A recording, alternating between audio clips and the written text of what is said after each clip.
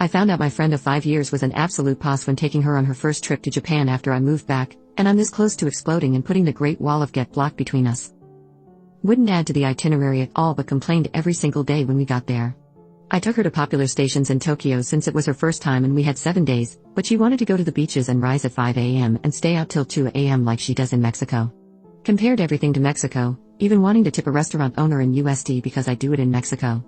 Wanted to tip everyone and argued the whole time when I told her don't do it, it's rude, and when I got my Japanese friend to educate her on how to give proper thanks, she found one person online who said it was not required but appreciated and wouldn't stop pressing me about how it's so good to tip. She would ask me how my legs were doing and I'd answer honestly like yeah they hurt. She later mocked and berated me saying it made her feel bad I was complaining about my legs. I never said they hurt out of my own accord, nor did I stop what we were doing or ask for breaks. If she asked I said yeah, but she'd rather I'd lie. I asked if she was thirsty while we waited for open hours and she said no, so I went to find a coffee shop to grab one real quick. She goes, I don't even want to go there, you should have taken me to a real cafe, girl, I'm just grabbing me a drink since you said no. Doesn't believe in itineraries yet hated everywhere I took her, so she got her friend back home to look up places for her. She had 6 months to look up anything to add, but she doesn't believe in itineraries. Got mad I didn't order for her when she didn't ask me to help. Said if we were in Mexico I would have ordered for you. All she said was she was thinking about getting a bun today. She didn't end up ordering it herself because she didn't want to point to it and ask the cashier. I was standing 10 steps away from her, there was no one in line and we were the only ones in the store. Not sure why she didn't even attempt to order a bun in the case or ask me to help her. Started saying she should have gone on this trip with friend A or friend B to my face. Said she didn't like touristy areas aka Shibuya, Asakusa, Harajuku, and wanted to go to rural areas while she doesn't even speak Japanese and was relying on me to quite literally hold her hand for everything. She's older than me but both late 20s BTW. Said she was going to leave the trip early if we spent a day with my sister at our Japanese friend's house. She wouldn't eat sushi because they have worms in them, wouldn't go to karaoke because they were listening, and said I made her cry, which she's only ever done at her dad's funeral. Wow. Called dried squid a gag gift she can get her family, accused me of cutting her luggage and wouldn't take out yen from the ATM, so I did and she paid me back. Tried to tell me data works fine compared to our pocket Wi-Fi and that we can just leave the Wi-Fi at the hotel when I asked her to hold it for us. I lived in Japan and will not go anywhere without a pocket Wi-Fi. This isn't even half of it, a whole 7-day nightmare. For the first time in my life I actually slept through an entire 9-hour plane ride on the way back. ETA, I totally forgot some of the more effed up things like asking do you have an eating disorder? Or telling me she was going to smack my hand because I had it near my nose as I was choking on so much secondhand smoke my throat was getting raspy. And trying to convince me it was my fault that I was getting inappropriate stuff happening to me. Man chased me down the streets of Ikebukuro wanting to go to a hotel, but it's my fault because I was standing alone at the station. Update. So I got a lot more responses and questions that I thought I would get on my last post. I figured I would share more about it for those who were interested. I also wanted to thank everyone who told me their own story of disaster trips. Some felt really relatable. I actually had 2 friendships that ended over that trip, and overall I felt really taken advantage of and underappreciated. Thank you all for helping sort some of those feelings by sharing your thoughts. Of course this was a huge lesson learned and I'll do my best to move forward with more caution and maturity. A little more context to what I went through. She got mad I told her no, I don't need her to hold my bag.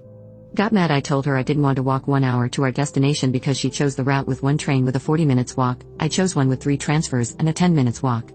I said I put my compressions in my check-in on accident and she replies well I'm smart and packed mine in my backpack.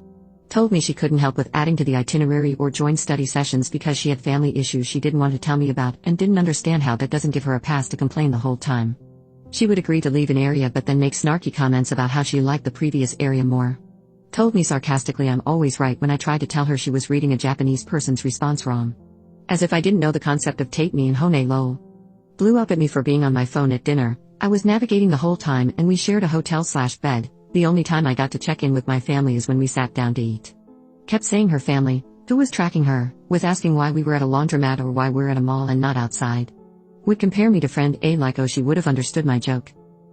Used the other friend's problem I was having, against me saying she understands why my friend did what she did. Yapped about how she hates Selena Gomez for writing a song about her ex, and when I told her nearly every singer/songwriter does she told me to list names and so I listed people and she said no, but name male singers though.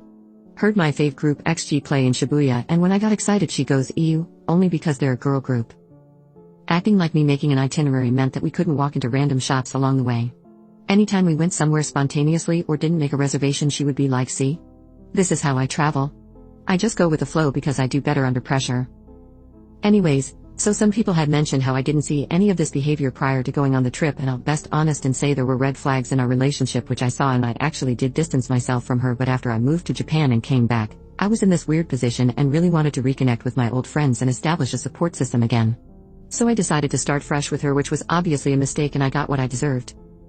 She started changing during the pandemic, in which her and friend A got really close as we were barely talking at the time. I talked to a mutual friend of ours recently, and we both suspect that friend A had a part in fueling her toxic behavior. We always knew her as a sort of mama bear that took care of everyone and is super well-mannered and self-righteous. Everyone Earl likes her and looks up to her, but as one commenter pointed out, these good qualities are actually a disguise. She needs to be in control, and once she was out of her element and not in control, she completely lost her cool and was actually very verbally abusive. This brings me to the next answer to everyone's question: she is pursuing to be a detective or police officer. It's more fitting rather than ironic. She appears disciplined, morally superior and dominant, but she's simply judgmental and controlling, and it's scary to think someone like her will have more power and influence. The next thing I want to address is people asking why did she even want to go to Japan. I kind of think it's simple. I invited her and said I know of good places and can take us around. I think a lot of people in my life want me to take them to Japan because it's easier to go with someone who knows how to travel there. She wasn't someone who ever dreamed of going to Japan, but the opportunity came up and she took it.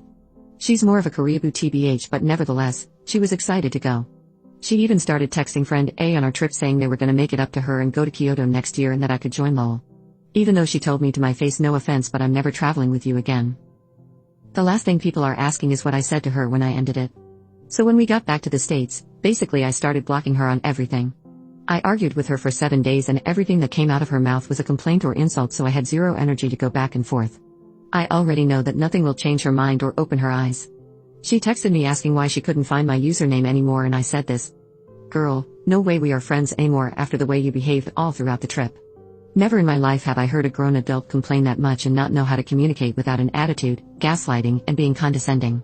You are ethnocentric, extremely judgmental, and ableist. You say a lot of racist microaggressions and misogynistic things. And the fact that people can't even be honest with you, or that you can't be honest with others, is wild. You'd rather not hear the truth. BC honesty makes you feel bad. The entire time you talked about how you normally do things with your friends and family, and all it told me was that you're not very adaptable. But yeah, there was way too many unpleasant behavior and things said that showed your true colors, and I don't want any further involvement. Then I blocked her. But I got a new phone and saw she read it. So that's that. I'm not hurt, but I'm really bummed about my trip to Japan being ruined.